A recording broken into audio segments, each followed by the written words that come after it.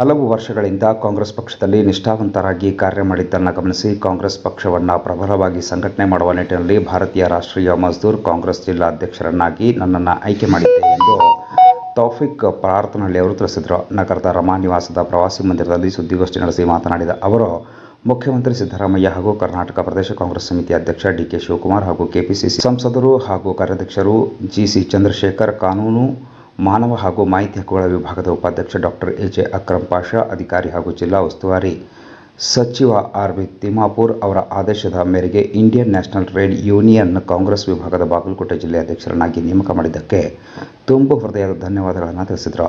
ಕೂಲಿ ಕಾರ್ಮಿಕರು ಹಾಗೂ ರೈತರು ನಮ್ಮ ದೇಶದ ಎರಡು ಕಣ್ಣುಗಳು ಇದ್ದ ಹಾಗೆ. ಅದರಿಂದ ಇವತ್ತಿನ ದಿವಸ ದೀನ ದಲಿತರ ಹಾಗೂ ಬಡವರ ಪಕ್ಷ ಅಂದರೆ ಅದು ಕಾಂಗ್ರೆಸ್ ಪಕ್ಷ ಅಂತ ಹೇಳಿದರು. ಬಡವರಿಗೆ, ಕಾರ್ಮಿಕರಿಗೆ ಏನೇ ಸಮಸ್ಯೆ ಆದಲ್ಲಿ ಅವರ ಪರವಾಗಿ ನಾನು ಧ್ವನಿ ಎತ್ತುವ ಕಾರ್ಯ ಪ್ರಾಮಾಣಿಕವಾಗಿ ಮಾಡುತ್ತೇನೆ ಅಂತ ಹೇಳಿದರು. ಕಾಂಗ್ರೆಸ್ಸಿನ ಜಮಖಂಡಿ ನಗರ ಘಟಕದ ಅಧ್ಯಕ್ಷ ಮಹೇಶ್ ಕೋಳಿ ಸ್ವಾಗತಿಸಿ ಮಾತನಾಡಿದರು. ಬಕ್ಕರ್ ಕುಡ್ಚಿ ವಂದಿಸಿದರು.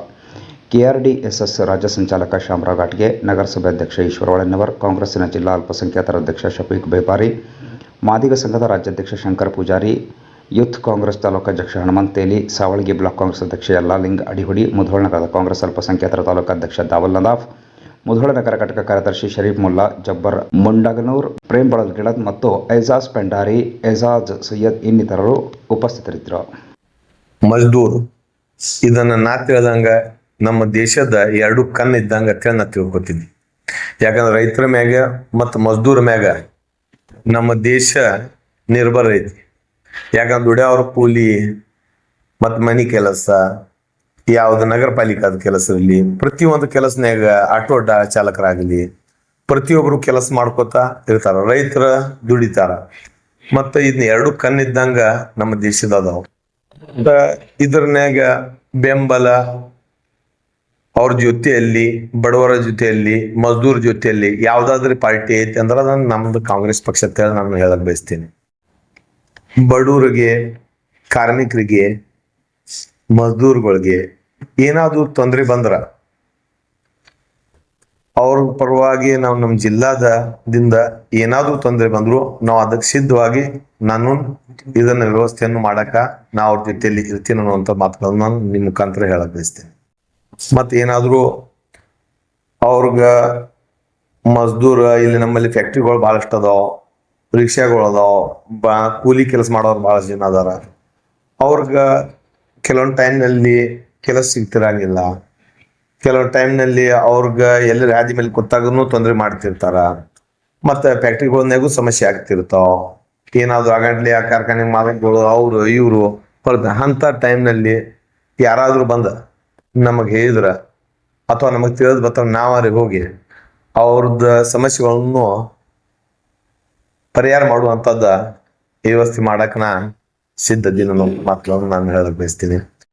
ಜವಾಹರ್ಲಾಲ್ ನೆಹರು ಅವರ ಕಾಲದಿಂದಲೂ ವಿಂಗಗಳು ಇದ್ದು ಅನ್ನುವಂಥದ್ದು ಅನೇಕ ನಮ್ಮಲ್ಲಿ ವಿಂಗಗಳದಾವ. ನಮ್ಮ ಲೆಕ್ಕ 26ರಿಂದ 27 ಶೆಲ್ಗಳಿರ್ಬೋದು, ನಿಕಾರ್ ಶೆಲ್ ಇರ್ಬೋದು, ಅಲ್ಪಸಂಖ್ಯಾತರ ಶೆಲ್ ಇರ್ಬೋದು, SC/STಗಳ ಶೆಲ್ ಇರ್ಬೋದು, ಮಜ್ದೂರ್ ಸಂಘದ ಶೆಲ್ ಇರ್ಬೋದು. ಅನೇಕ ಶೆಲ್ಗಳನ್ನು ನಮ್ಮ ಕಾಂಗ್ರೆಸ್ ಪಕ್ಷ ತನ್ನ ಸಿದ್ಧಾಂತಗಳಲ್ಲಿ ಇಲ್ಲಿಯವರೆಗೆ ನಡೆಸ್ಕೊಂಡು ಬಂದಂಥ ಪಕ್ಷ.